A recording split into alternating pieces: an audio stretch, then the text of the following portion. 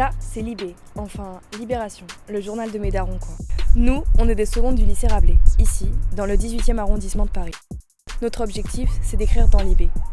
On se donne 6 mois pour réussir notre mission. Notre allié, c'est la ZEP, un média de témoignage. Les journalistes de la ZEP vont nous aider à raconter notre histoire pour qu'elle soit publiée. Souvenez-vous de la première séance, quand vous disiez mais qu'est-ce qu'on va dire, mais qu'est-ce qu'on va écrire, et regardez vos textes maintenant. Alors au début, je vous avoue, j'ai galéré, oui.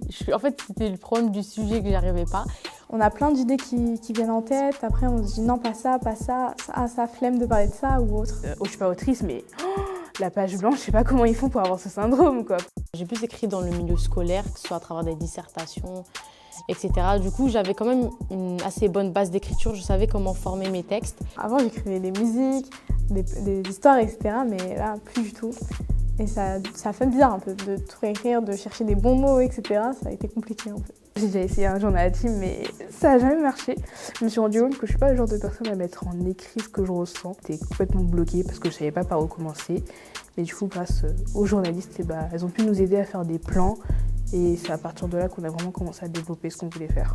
Je voulais pas vraiment entrer dans les détails, m'ouvrir et que ça soit beaucoup trop personnel. Ça fait un petit peu peur de se dévoiler autant quand même à des personnes qu'on ne connaît pas.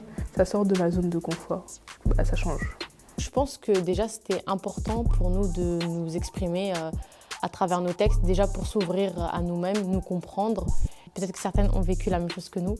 Du coup, c'est utile autant pour nous, mais aussi pour les autres qui lisent nos textes. Enfin, j'espère que mon article, ça touchera aussi des gens, quoi. Ça mérite d'être publié en soi, parce que écrire tout ça pour que personne ne le lise, c'est dommage, quoi.